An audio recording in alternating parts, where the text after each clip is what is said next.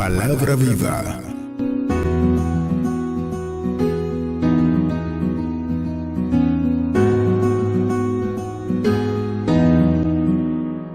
Vamos a la palabra de Dios entonces. Listos, vamos al libro de Efesios capítulo 4. Estamos estudiando la transición que Dios produce en el creyente y lo importante de entender la transición. Vamos a mirar las escrituras y vamos a tratar de seguir instruyéndonos o aprendiendo de lo que Dios quiere. Capítulo 4 del libro de Efesios, vamos a leer la palabra del Señor hasta el versículo 16 y después vamos a hacer énfasis en uno. Dice la palabra de Dios, Efesios capítulo 4 del 1 al 16. Dice Pablo: yo pues preso en el Señor, os ruego que andéis como es digno de la vocación con que fuisteis llamados, con toda humildad y mansedumbre, soportándoos con paciencia los unos a los otros en amor, solícitos en guardar la unidad del Espíritu en el vínculo de la paz, un cuerpo, un espíritu, como fuisteis llamados en una misma esperanza de vuestra vocación, un Señor, una fe, un bautismo, un Dios y Padre de todos, el cual es sobre todos y por todos y en todos. Pero a cada uno de nosotros nos fue dada la gracia conforme a la medida del don de Cristo, por lo cual dice: subiendo a lo alto, llevó cautivo la cautividad y dio dones a los hombres. Y eso de que subió, ¿qué es? Sino que también había descendido primero a las partes más bajas de la tierra.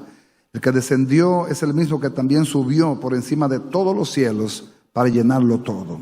Y él mismo constituyó a unos apóstoles, a otros profetas, a otros evangelistas, a otros pastores y maestros, a fin de perfeccionar a los santos para la obra del ministerio, para la edificación del cuerpo de Cristo, hasta que todos lleguemos a la unidad de la fe y del conocimiento del Hijo de Dios, a un varón perfecto, a la medida de la estatura de la plenitud de Cristo, para que ya no seamos niños fluctuantes, llevados por doquiera de todo viento de doctrina, por estratagema de hombres que para engañar emplean con astucia las artimañas del error, sino que siguiendo la verdad en amor, crezcamos en todo en aquel que es la cabeza, esto es Cristo, de quien todo el cuerpo, bien concertado y unido entre sí, por todas las coyunturas que se ayudan mutuamente, según la actividad propia de cada miembro, recibe su crecimiento para ir edificándose en amor.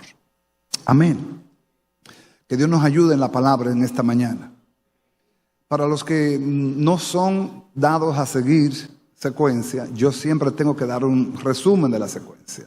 Este año, desde que empezó este año, estamos hablando de una sola palabra y es transición. Diga conmigo, transición.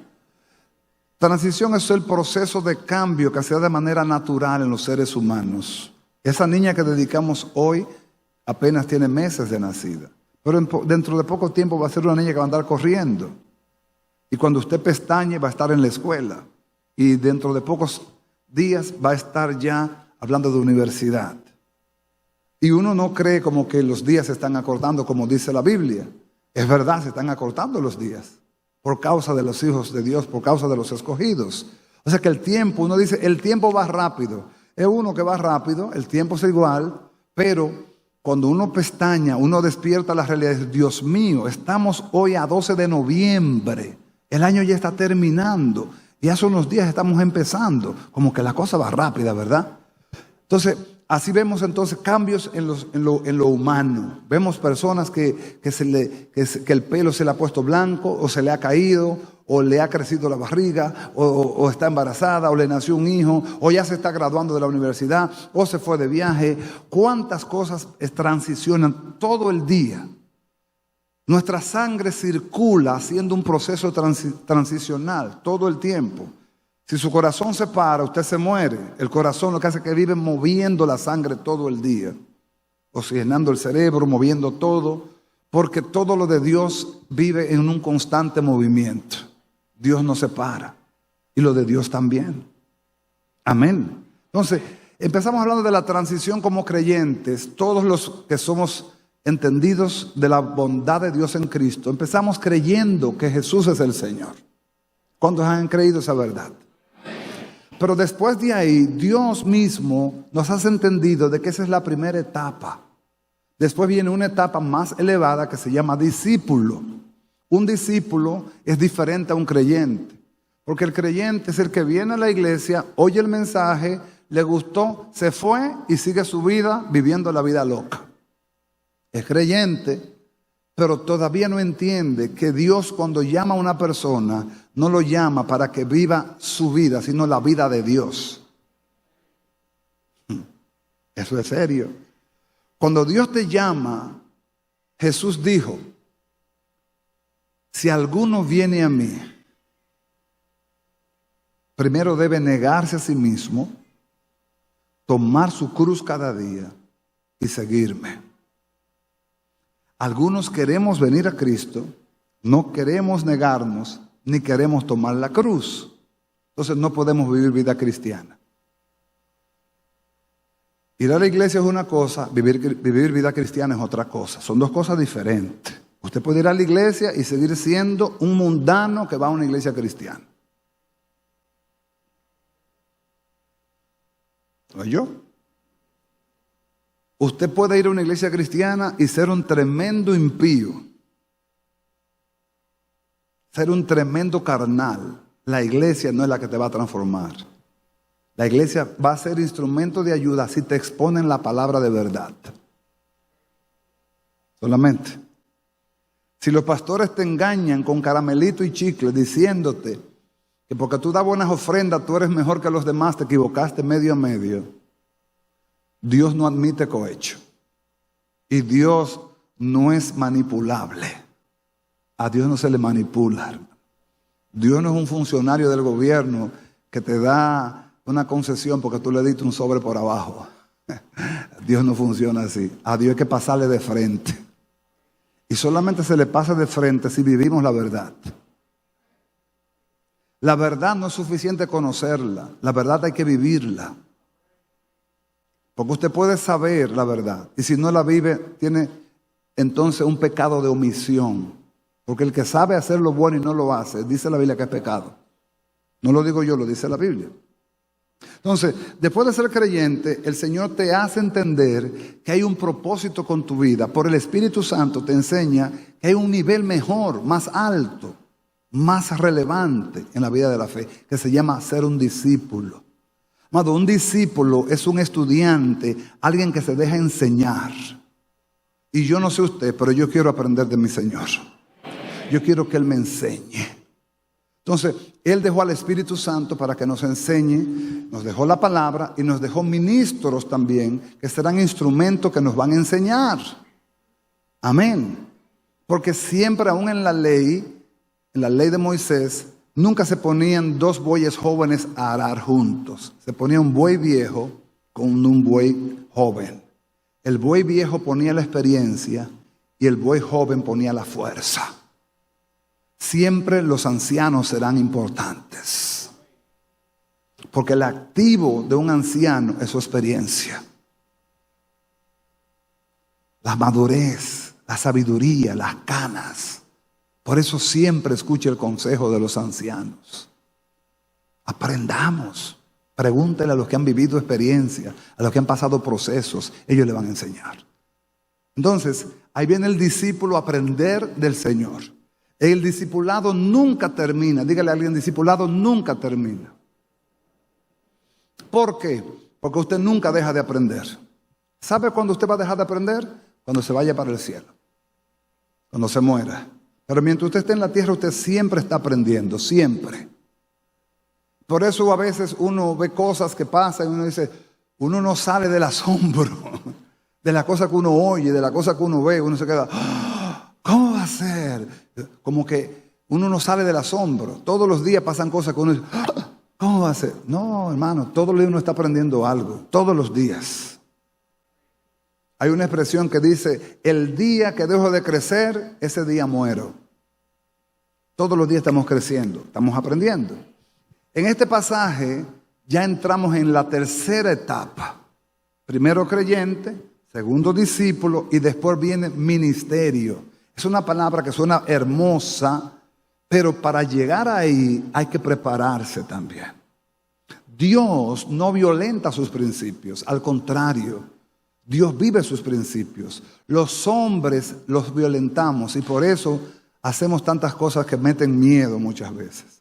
Hermano, uno de los errores que se cometen en las congregaciones y en la iglesia de Cristo es poner un creyente a ser ministro sin haber sido discipulado. Y por eso vemos los desastres que vemos, las divisiones que vemos, los pleitos que vemos, porque no son discípulos, no tienen mente de discípulos. Entonces, primero cree, segundo discipúlate y tercero, cuando llegue el tiempo Dios te va a decir dónde Él te quiere usar. Pero Dios al que llama, capacita. Los que no les gusta esa escuela dicen, Dios cuando envía, respalda. Pero es que está violentando el orden. El orden es este. Dios al que llama, lo capacita. Cuando Dios te capacita, entonces Dios te envía. Después que Dios te envía, Dios te respalda.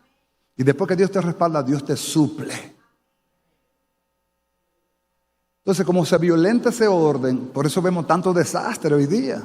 Tantas vergüenzas, tantas cosas feas, tantas divisiones. Es porque son gente que nunca fueron discipulados. Y aunque tengan un llamado de Dios para el ministerio, a Dios no se le brincan procesos. Hay que pasarle los procesos. Te voy a dar un ejemplo simple. Pastor Carlos es ingeniero en sistemas. Quizá muchos no lo saben. Cuando usted se inscribió en la carrera, usted se inscribió para ser ingeniero en sistemas, ¿verdad que sí? Pero cuando usted se inscribió, usted no era ingeniero en sistemas. Usted era un aspirante a ingeniero en sistemas. Un prepa, como dicen en la universidad. Un prepa. Cuando usted viene a la vida de la fe, usted es un creyente o un nuevo creyente. Los maestros aquí le damos los fundamentos básicos para que usted pase a ser entendido del diseño y pueda llegar a ser un discípulo. Después de ser discipulado, entonces viene esta instrucción. ¿Cuál? Entender dónde Dios te quiere, entender los dones que tú tienes, entender cómo se equilibra el don y el carácter para el ministerio. Porque muchos solamente porque hablan en lenguas o porque profetizan, ya yo soy un ministro. Hermano, espérate. Para ser ministro se necesita más que dones, se necesita carácter también. Y si tú lo pesas en balanza, el carácter es más importante que los dones. ¿Por qué? Porque hay gente que tiene dones, pero no tiene carácter. Y lo que le ha hecho es un daño a la iglesia de Cristo. La falta de carácter, la falta de identidad cristiana, pero tiene dones. Y los dones tienen una debilidad que mucha gente tiene que entender. Es que los dones se imitan, de carácter no. Tú puedes imitar un don, ¿tú sabías? El único árbol que se le ponen frutos artificiales e imitados es el árbol de Navidad. Pero el cristiano tiene que vivir los frutos. Y eso es el carácter de Cristo. Una persona que tenga dones y no tenga carácter es un peligro para el ministerio. Te digo uno, Sansón. Sansón era un ungido, pero no tenía carácter. Sansón era un hombre que tenía una fuerza descomunal, pero no tenía carácter. Es tan así que después que Sansón es ridiculizado por los filisteos, es avergonzado por los filisteos, después de haber sido engañado por Dalila. ¿Sabe lo que significa Dalila? La que te debilita. Dalila fue debilitando a Sansón poco a poco. Abro paréntesis. No juegue con el pecado. Porque el pecado poco a poco te va abriendo un hueco. Sansón empezó a jugar con Dalila. Y le decía, amárrame con cuerdas verdes. Y ahí eso será, tú verás mi debilidad. Lo amarraban con cuerdas de todo tipo. Sansón los filisteos, ¡prá! Rompía todo. Sansón tal cosa, arrancaba la puerta de la ciudad. Sansón agarró la quijada de un asno y mató 1000 filisteos con la quijada de un asno, dando golpes. ¡Pa! ¡Pa! ¡Pa! 1000. Pero Dalila lo fue debilitando. Hasta que lo durmió y le dijo, dime el secreto de tus fuerzas. Y él reveló el secreto. Cuando reveló el secreto, le quitaron, era nazareo de nacimiento, no se podía cortar el pelo ni podía beber vino.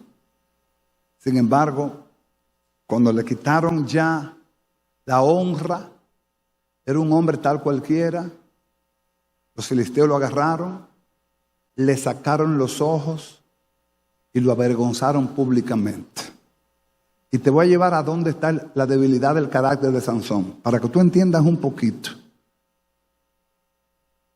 Cuando Dios permite que Sansón vaya al templo de los filisteos, Sansón le dice a un jovencito: acércame a una de las columnas del lugar. Estoy parafraseando. Y le ruega a Dios. Pero no le ruega a Dios para que Dios restituya su nombre. No le ruega a Dios para que sea vista su gloria. Lo que le ruega a Dios es: devuélveme mis fuerzas para vengarme de estos filisteos. Sansón estaba más preocupado por él que por Dios. Eso lo hace la debilidad del carácter en un ministro. Cuando un hombre de Dios o una mujer de Dios tiene más preocupación por él que por el propósito de Dios, está desviado. El hombre de Dios que tiene una agenda personal en el ministerio está desviado. El hombre de Dios que tiene una agenda particular en el ministerio está desviado. Si al hombre de Dios lo que le importa es su bien y no la gloria de Dios en la iglesia, en su cuerpo, está desviado. Hay mucha falta de carácter en este tiempo. Y hay mucha gente en las iglesias que no se paran a meditar en las verdades bíblicas. Entonces los dones son hermosos y creemos en ellos y vamos a hablar de ellos. Pero vamos a hablar del equilibrio que tiene que haber entre el carácter y los dones. Porque Dios tiene algo para ti. Dígale a alguien: Dios tiene algo para ti. Y quizás es más grande de lo que tú crees. Quizás es más grande de lo que tú mereces. Pero Dios no te lo va a entregar sin conocimiento. O sea, Dios tiene que enseñarte primero. Dios no te va a dar algo que tú no puedas manejar. Por eso hay cosas que yo cuestiono. Por ejemplo, hay gente que dice: Dios me ha bendecido financieramente, pero te ha alejado de Dios. Yo cuestiono eso. Yo cuestiono si ese dinero te lo dio Dios o te lo dio el diablo. Porque el diablo da dinero. La historia de la iglesia revela que en los primeros tiempos el diablo empobreció la iglesia para que la iglesia fuera ridiculizada. En los posteriores tiempos el diablo ha hecho al revés. Le ha dado dinero a la iglesia para desenfocar a los hombres de Dios.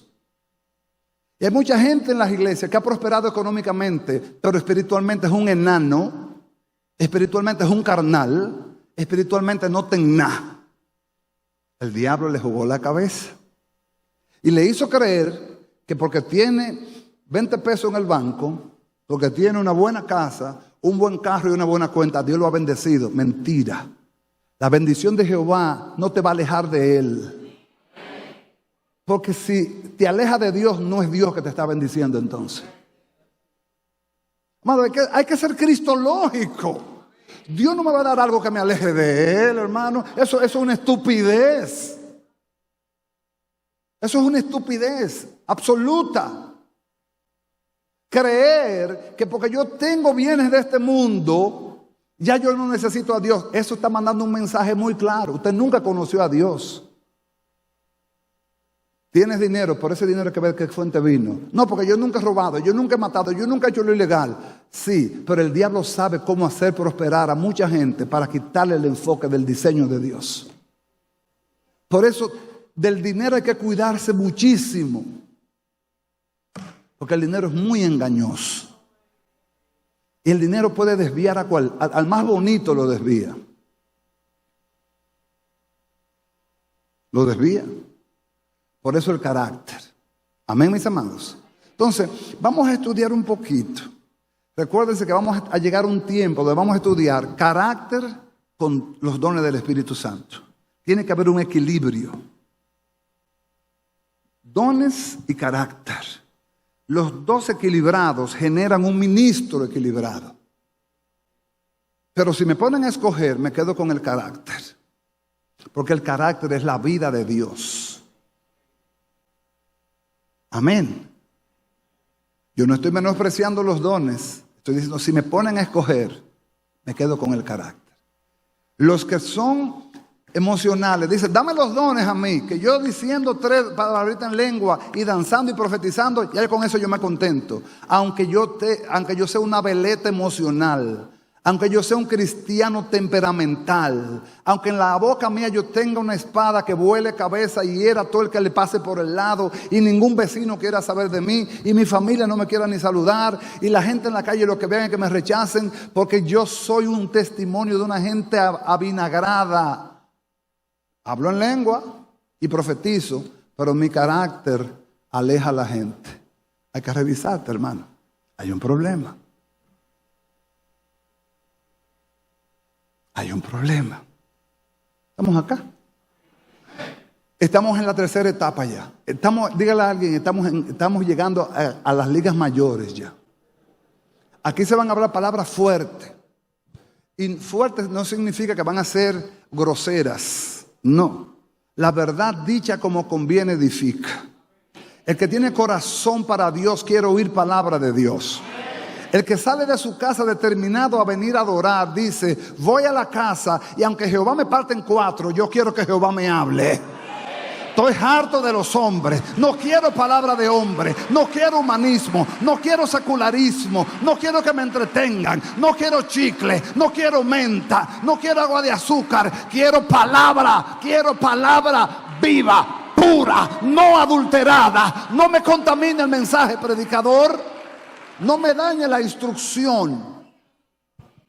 Porque muchas veces los ministros queremos que la iglesia esté contenta para nosotros ser aprobados. Amados, a mí no me interesa que tú estés contento. A mí me interesa que tú estés edificado. Porque si logro edificarte, yo estoy agradando al que me puso aquí. Si no te contento y agrado al que me puso aquí, se cumplió el propósito. Porque Dios no me llamó para entretenerte. Dios me llamó para edificarte. ¿Usted entendió eso? Diga conmigo, yo no voy a la iglesia a entretenerme. Yo voy a la iglesia a edificarme. Entonces, la edificación muchas veces cuesta porque tenemos líneas torcidas de afuera, líneas torcidas de congregaciones, y cuando nos ponen la verdad como es, no nos gusta. Y no nos gusta. Pero yo te voy a decir algo, hermano. De la única manera que tú puedes salir de un error es si te lo dicen. Si no te dicen el error, tú vas a seguir en ese error toda la vida y te va a hundir en el error.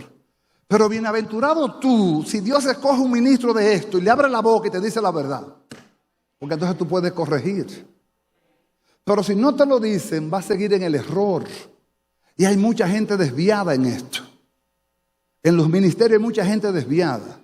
Hay gente que debieran ser maestros de escuela dominical y están en la alabanza. Y yo no hablo aquí, hablo en todas las iglesias. Hay gente que están en la escuela dominical que debieran estar en la alabanza.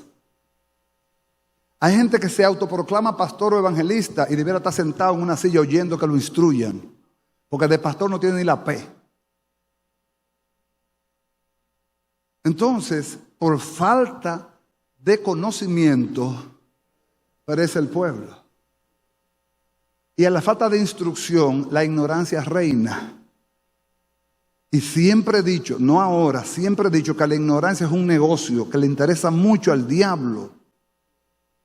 Mientras más ignorante es la iglesia, más fácil le engaña. Pero si la iglesia es entendida, difícil es de engañar. Si una iglesia entendida no le engaña el diablo. Por ejemplo, a nosotros o a mí, muy difícil que me saquen una ofrenda de bolsillo diciéndome, pacta, ofrenda, trae tus hijos al altar, trae tus semillas. Muy difícil que me saquen a mí 5 pesos, porque yo sé que me están manipulando. Yo sé para dónde van. Muy difícil que usted me vea a mí comprando una taquilla de un concierto o de un congreso. ¿Por qué? Porque yo sé que la iglesia no se sostiene así, la iglesia se sostiene con diezmos y ofrendas. Entonces, si yo compro una taquilla y si yo compro un boleto, yo le estoy haciendo daño a la iglesia. Y yo no quiero dañar la iglesia. Yo quiero ayudar a la iglesia. ¿Estoy hablando en español? Entonces, dígale al que le queda al lado, estamos ya en Grandes Ligas. Y Grandes Ligas, Grandes Ligas. Grandes Ligas no es para muchachos. Grandes Ligas es para hombres. Y en este texto que leímos, solamente vamos a estudiar un versículo, pero lo vamos a estudiar estudiado. Empezamos el miércoles y lo vamos a seguir hoy. Vaya al versículo 7 y 8. Efesios 4, 7 y 8. La palabra de Dios dice, 7 y 8 dice, pero a cada uno de nosotros, diga eso te incluye a ti, diga eso te incluye a ti, nos fue dada la gracia conforme a la medida del don de Cristo. Por lo cual dice, subiendo lo alto, llevó cautivo la cautividad y dio dones a los hombres. En estos dos textos, la palabra don o dones se repite 2 veces, ¿verdad? Pero en el versículo 7 habla del don de Cristo. Y esa palabra me llamó la atención y me puse a estudiarla para explicarla a la iglesia, porque antes de llegar a los ministerios con entendimiento, vamos a mirar los dones también. Si usted no entiende los dones, usted no sabe qué ministerio usted tiene. Tiene que entender los dones, porque los ministerios se sustentan con los dones. Los ministerios son los dones son la columna de los ministerios. Yo no podría ser pastor si no tengo el don de enseñanza. No podría. Pero voy a aclarar algo. Una cosa es pastor y otra cosa es predicador. Un predicador puede ser cualquiera. Todos podemos predicar, pero pastor no todos.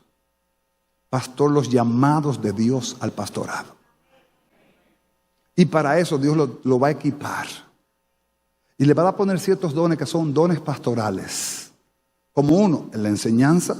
2, la misericordia. 3, el consejo. Porque esos son dones que tienen que estar dentro de un pastor para poder ser un pastor. Porque si no lo tiene, ¿cómo va a poder entonces poner la palabra? ¿Cómo va a poder aconsejar a un hermano?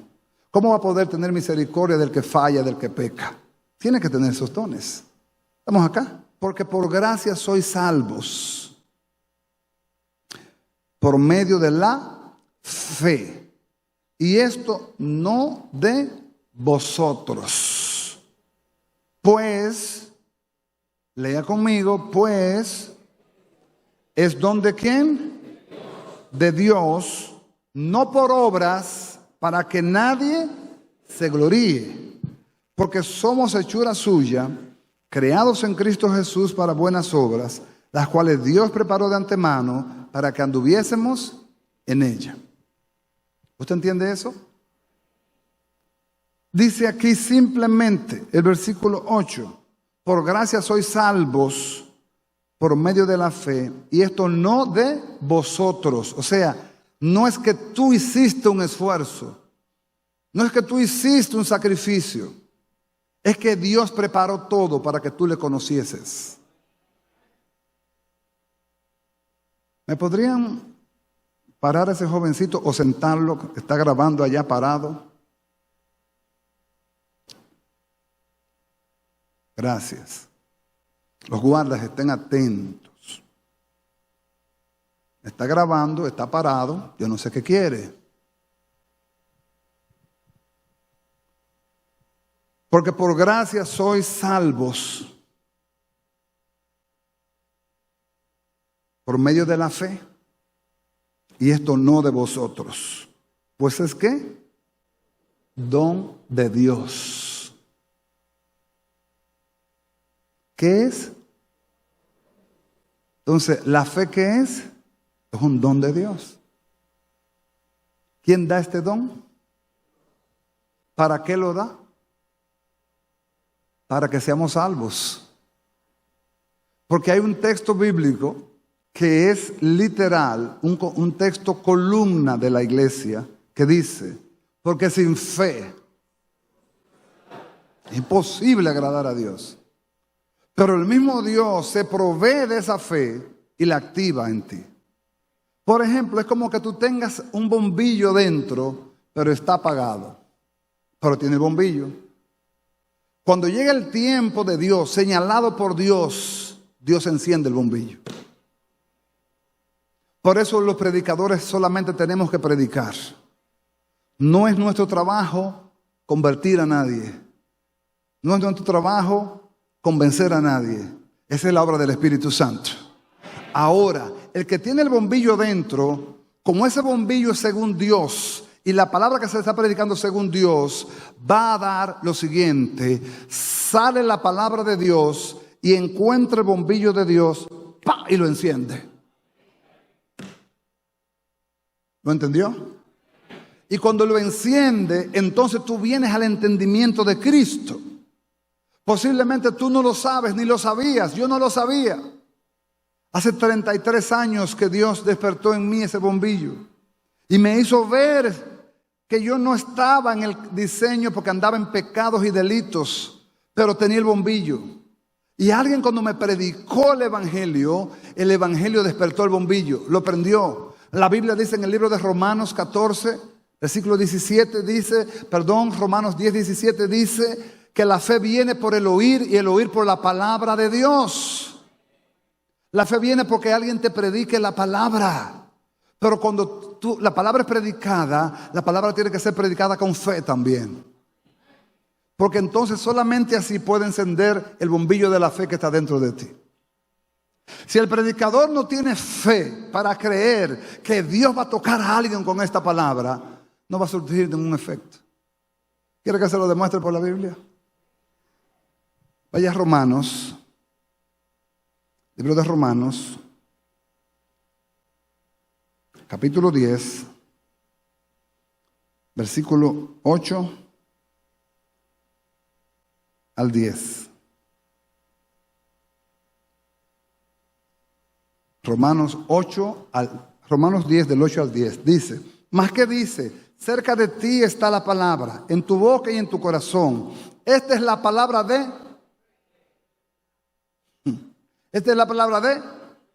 ¿qué? Predicamos. O sea, el predicador cuando predica tiene que tener fe. Tiene que creer que alguien va a alcanzar el conocimiento de esta palabra. Que alguien va a entender. Que alguien va a recibir esta palabra. Que alguien Dios va a bendecir con esta. Tiene que creerlo. Porque si no lo cree, entonces tú no eres ejemplo de fe a la iglesia. I have to believe. Yo tengo que creer que alguien va a recibir esta palabra. Yo no sé si alguien aquí o por los medios, pero alguien la va a recibir. Yo tengo que creer eso. Yo tengo que ser ejemplo de fe para predicar con fe. Entonces, ¿qué pasa con la fe? Como la fe es abstracta, la fe no se ve en la cara, no se ve en la cabeza, no se ve en los ojos, no se ve en los labios. La fe es interna. La fe es un depósito interno que Dios hace en cada uno. Y se lo voy a demostrar en cada uno. Dígale a alguien en ti, dígale a alguien en ti, en cada uno de nosotros. Pero se despierta cuando aparece otro que tenga fe y te la despierta. ¿Lo entiende eso? Cuando venga otro que tenga fe y te la despierta. Por eso el predicador tiene que tener fe de que el que lo va a recibir tiene el bombillo dentro. Yo no se lo veo, pero Dios lo sabe. Dios sabe quién tiene el bombillito por ahí dentro, que está puesto, pero está apagado. Entonces Dios dice, como tú tienes el depósito encendido, como tú tienes la fe activada, ve ahora y háblale en fe y activa el bombillito de la fe que Él tiene, porque esa fe lo va a salvar, porque esa fe lo va a levantar, porque esa fe lo va a sanar, porque esa fe lo va a hacer libre. Pero tú tienes que ir y activar esa fe en el nombre de Jesús.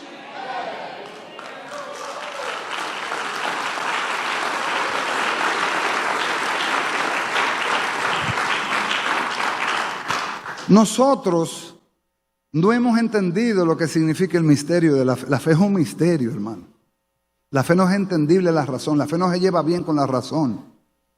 Yo estoy frente a 400, casi 500 personas aquí. En la radio yo no sé cuánto. En los medios yo no sé cuánto. Pero escuche, yo no le estoy viendo el corazón a nadie. Yo no le estoy viendo el interior a nadie. Yo veo apenas sus rostros. Pero el corazón lo está viendo Dios. Pero entonces dentro de mí tiene que estar la convicción de que la palabra que se va a soltar desde aquí tiene la dinamita del Espíritu, el dunamis de Dios, que va a traspasar el corazón, los huesos, los tuétanos. Y si encuentra el bombillito de tu fe apagado, se va a encender. Pero si lo encuentra activo, te va a levantar, te va a sanar, te va a animar, te va a avivar, te va a hacer un hombre dispuesto, porque tú también estás encendido. Se juntaron dos encendidos aquí. ¿Qué le pasó a Elizabeth, la mamá de Juan el Bautista, cuando se encontró con María? Ya Juan estaba en el vientre. María estaba recién concebida del Espíritu Santo. Eran primas. María corre a visitar a Elizabeth, su prima. Y cuando ya entra, Elizabeth tenía 6 meses más o menos de diferencia. Le llevaba a Juan el Bautista a Jesús. Cuando María entra en escena, el vientre de María tenía el depósito de Jesús ya. Pero el vientre de Elizabeth tenía el depósito de Juan ya. Y Juan era profetizado porque recuérdese que Elizabeth era estéril, esposa de Zacarías el profeta, el sumo sacerdote, aquel que no creyó a Dios cuando fue a llevar la ofrenda al altar, y un ángel lo visitó y le dijo: he aquí, Zacarías, tu esposa dará a luz un hijo y se llamará Juan. Él no creyó. Y dice la Biblia: por cuanto no me has creído, te vas a quedar mudo hasta que el niño nazca. Y se quedó mudo hasta que el niño nació. Y ya el niño, casi al nacer, le preguntan a Zacarías: ¿cómo se va a llamar? Y él escribió en tierra: Juan, que significa Dios añade. Dice: pero ¿cómo va a ser que se va a llamar Juan? Lo correcto es que se llame igual que tú, porque es tu hijo. En tu familia nadie se llama Juan. Dice: no, porque el ángel habló que se iba a llamar Juan. Ese fue el misterio de Elizabeth, que era vieja ya, era adulta, madura, y no tenía hijos, y quedó embarazada. Entonces, cuando María va llegando donde Elizabeth, como ya Elizabeth tenía 6 meses, y María estaba recién concebidita del Espíritu Santo, recién concebidita, estaba ahí calientito en el vientre de María, ya el depósito del Santo de Dios. Y cuando se encontraron, el vientre de Elizabeth le brincó. Y Elizabeth le dice: bienaventurada eres, bendita tú entre todas las mujeres, y bendito sea el fruto de tu vientre. La que dijo eso fue Elizabeth. ¿Por qué lo dijo? Porque el engendro que ella tenía era un engendro profético, y el engendro de María era un engendro profético, pero el engendro de María era mayor que el engendro de Elizabeth. Por eso el engendro de Elizabeth tenía que brincarle. Cuando se juntan dos gentes de fe, alguien de fe, alguien que tiene fe, que está activado, te habla fe. Si tú estás encendido, ¡oh, gloria a Dios!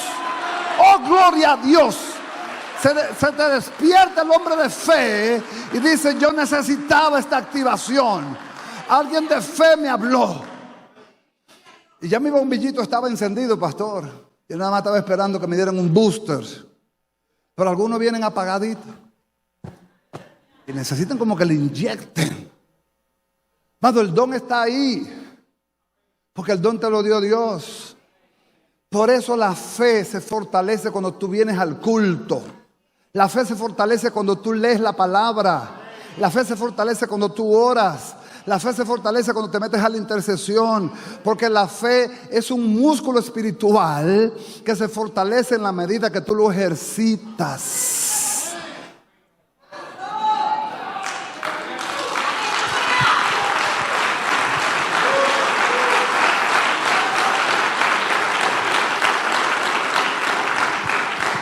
¿Por qué Dios a nosotros nos pasa por procesos? ¿Usted cree que Dios es bobo?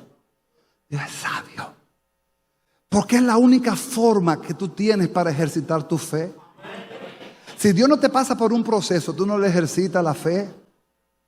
Entonces Dios siempre tiene que ponerte un proceso, una meta, algo más alto, que tú tengas como que brincar más alto, que tú tengas que correr más alto, que tú tengas que correr más rápido, que tú tengas que esforzarte.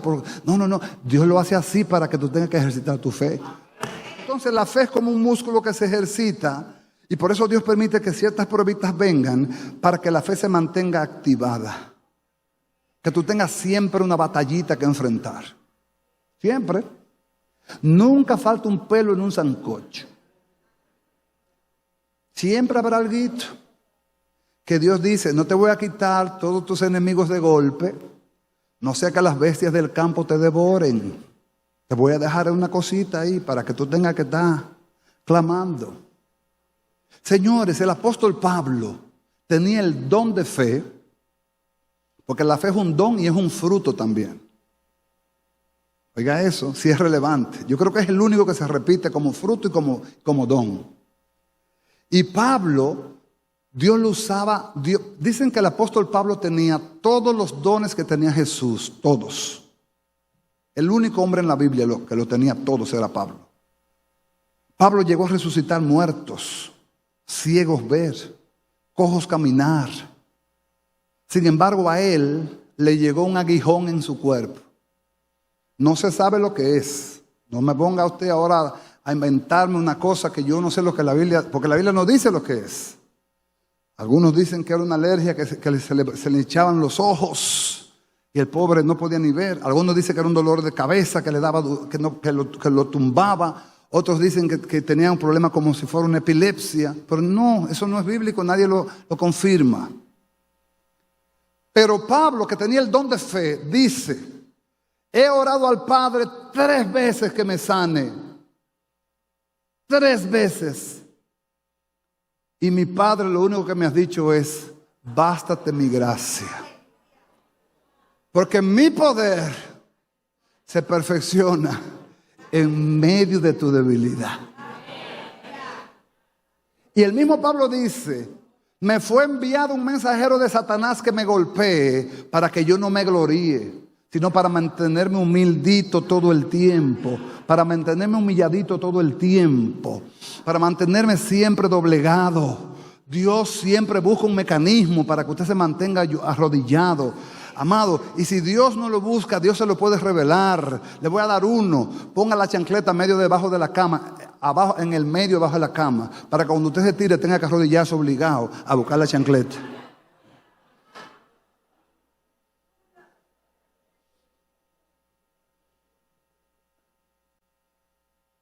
Pero Dios siempre busca un mecanismo para que tu fe se ejercite, para que tu fe se fortalezca.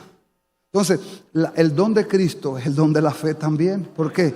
Porque la fe es una dádiva que Dios mismo da, pero la activa cuando fuere tiempo. Por eso yo no le veo a nadie el rostro, ni juzgo tampoco, porque yo no le veo nada por dentro. Dios sí lo ve. Y Dios dice: ese que tú ves con piercing, tatuaje, cabello greñudo y de todo, yo le tengo el bombillito puesto. Ahora tú tienes que soltar la palabra para que se active. Ve como instrumento de fe y actívalo. Me ministra mucho me ministra la vida de Pablo. ¿Por qué? Porque Pablo era un religioso a carta cabal, enfermo. Perseguía a la iglesia porque defendía más los ritos que la revelación. No tenía revelación, lo que tenía era ritos. Pero Dios miró a Pablo y dijo: hey, este hombre tiene el bombillito adentro. Necesito que vaya un discípulo y se lo active. Y dice la Biblia en Hechos 9 que Pablo iba camino a Damasco furioso, enojado, respirando amenazas y muerte contra los discípulos del Señor, para llevar preso a las mujeres y a los hombres, y a lo que encontrase, no importara si eran niños, meterlo preso, porque era enemigo del cristianismo. En el camino se le apareció el mero, el Rey de Gloria. Y Pablo, ante el impacto, ¡pum!, cayó del animal, dice la Biblia, no del caballo. Hay gente que dice del caballo. La Biblia no dice del caballo o del camello, dice del animal.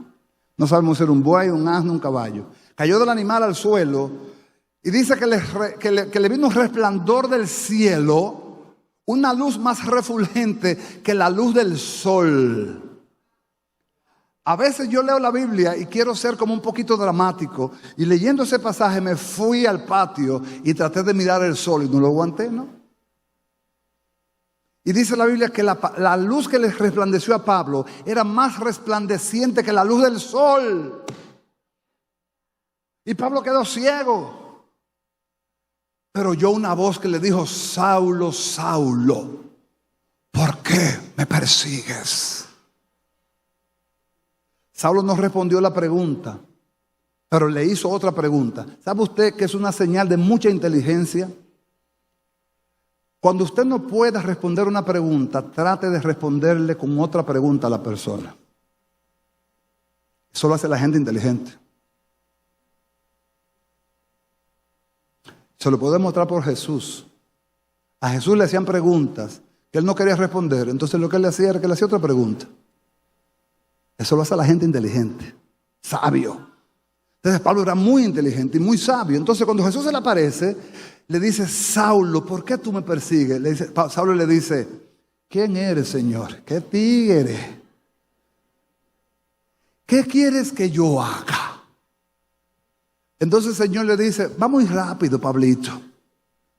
Va muy rápido.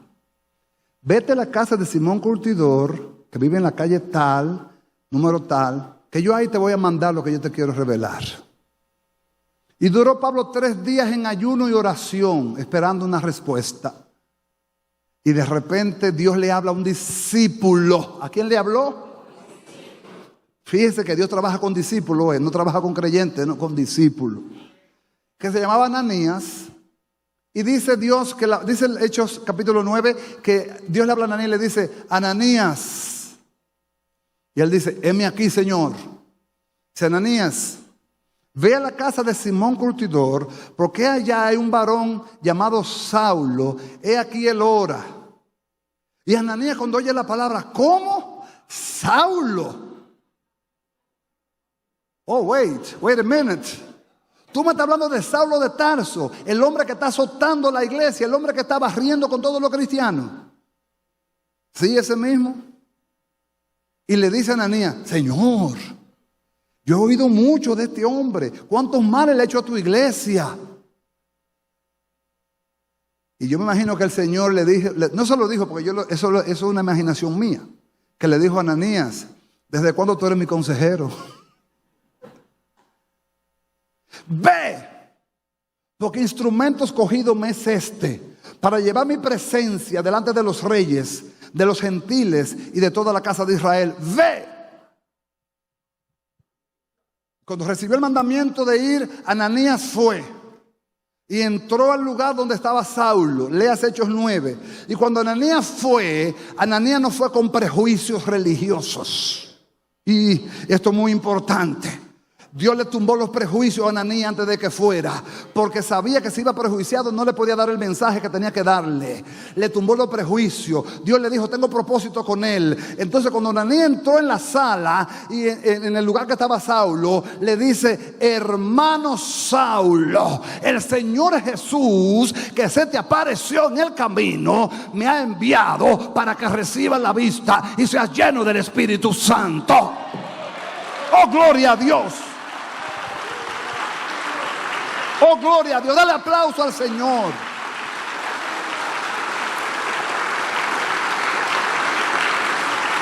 Gloria a Dios. Saulo no sabía que tenía el bombillo.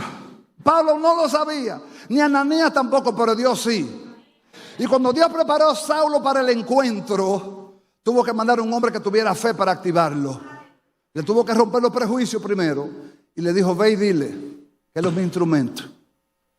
Y fue, y le dijo, el Señor Jesús me ha enviado para que recibas la vista.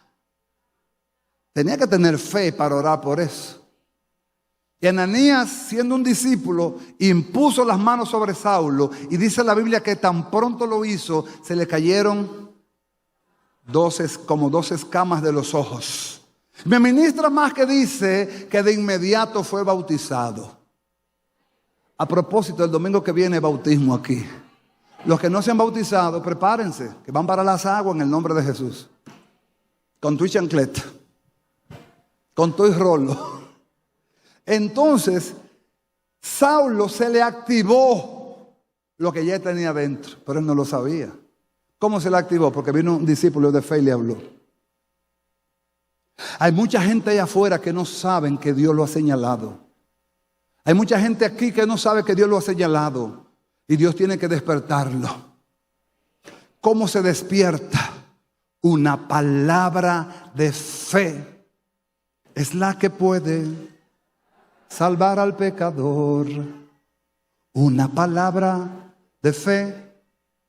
Yo no sé por qué canto. Toda la gente que canta malo le gusta cantar. ¿No se ha fijado eso, Pastor Carlos? ¿Se ha fijado en eso?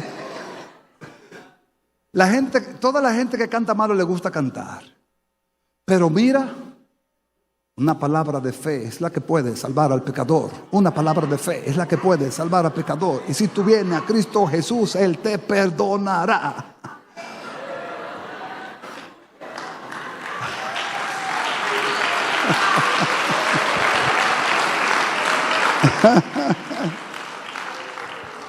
Entonces, ¿por qué predicamos el evangelio?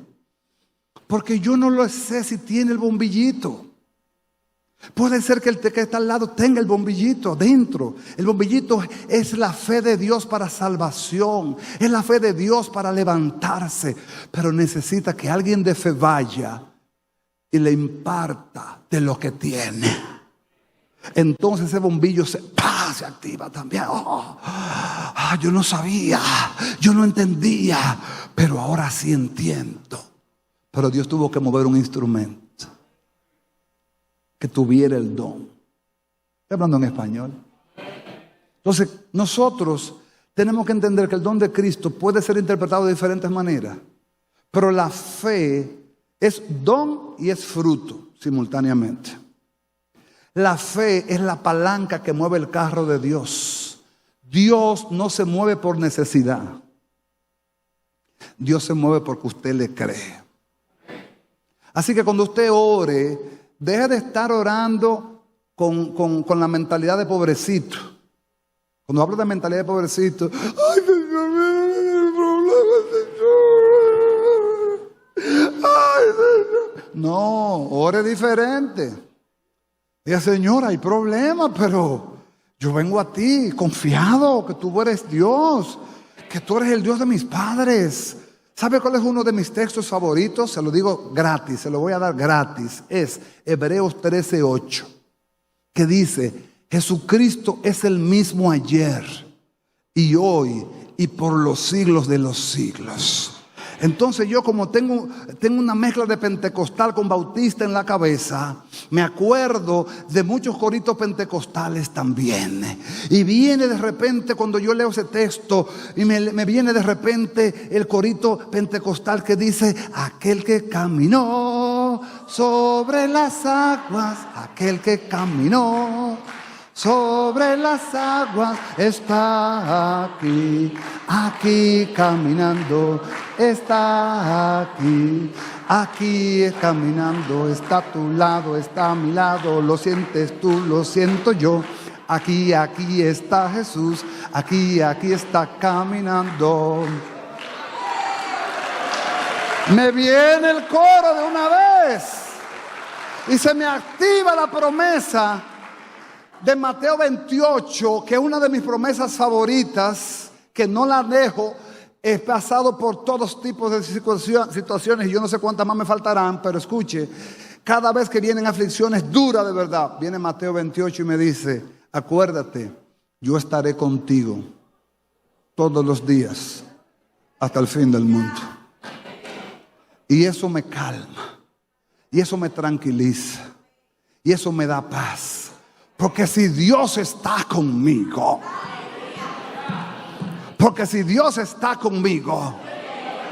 entonces como yo estoy en flow de predicación y canto, le puedo cantar, Jehová está conmigo como poderoso gigante, Jehová está conmigo como poderoso gigante.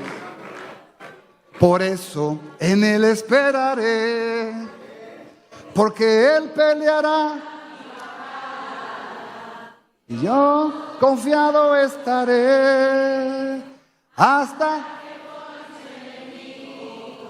por debajo de mis pies.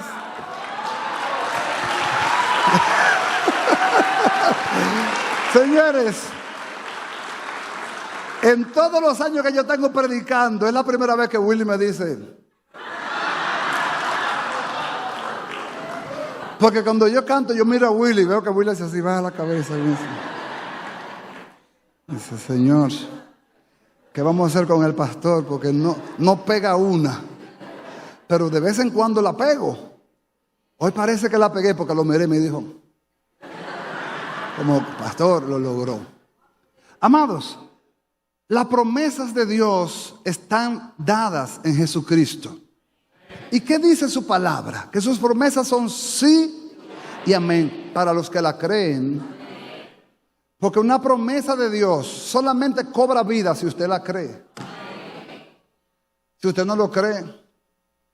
Aún Jesús preguntó muchas veces. Se acercó una persona, una mujer, para que él orara por ella y la sanara. Y Jesús le dijo, ¿tú crees que puedo hacerlo? Y Señor, yo creo que tú puedes hacerlo, ok. Si tú lo crees, ya está hecho. Conforme a como tú has creído, está hecho. La fe es un don, hermano. Y la fe se activa por procesos de Dios, por retos de Dios. La primera fe que Dios activa es la fe para salvación, que es el milagro más grande. Ser salvo, perdonado, es el milagro más grande. Después lo demás son secundarios, pero ya saber que tus pecados han sido perdonados, ya saber que tú tienes vida nueva, ya saber que tienes una nueva esperanza, ya saber que tienes una nueva criatura dentro de ti, es un milagro. ¿Cómo se reciben los milagros? Los milagros no se reciben, hermanos, si no es por fe. Todos los milagros son por fe.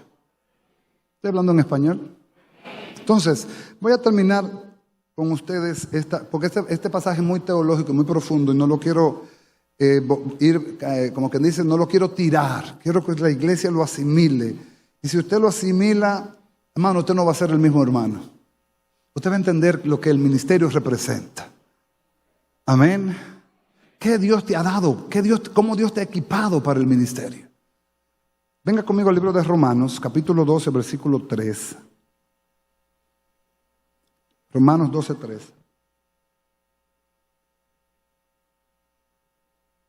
El apóstol Pablo dice, digo pues, ¿me ayudan arriba? Digo pues, por la gracia que me es dada a cada cual que está entre vosotros, que no tenga más alto concepto de sí que el que debe tener, sino que piense de sí con cordura, conforme a la medida de fe que Dios repartió a cada uno. Que Dios repartió a cada uno. En otras palabras, Dios le dio una medida de fe a cada quien. Esa medida de fe se repartió entre la iglesia. Esa medida de fe puede crecer o puede estancarse. Va a depender de nuestra obediencia. Se lo voy a repetir. Esa medida de fe puede crecer o puede estancarse. Va a depender de nuestra obediencia. Si usted es fiel, obediente al mandamiento de la fe, va a empezar a crecer. Porque la misma fe que te salvó es la misma fe que opera para tu sanidad. La misma fe que te salvó es la misma fe que opera para tu liberación. La misma fe que te salvó es la misma fe que opera para tu provisión. La misma fe que te salvó es la misma fe que opera para tu restauración. Es la misma fe. Lo único que son diferentes aplicaciones, pero es la misma fe. Entonces, conforme a tu creencia, conforme a tu obediencia, tu fe va a ir creciendo. Centro Cristiano El Buen Samaritano. Síguenos por radio, televisión y a través de las redes sociales.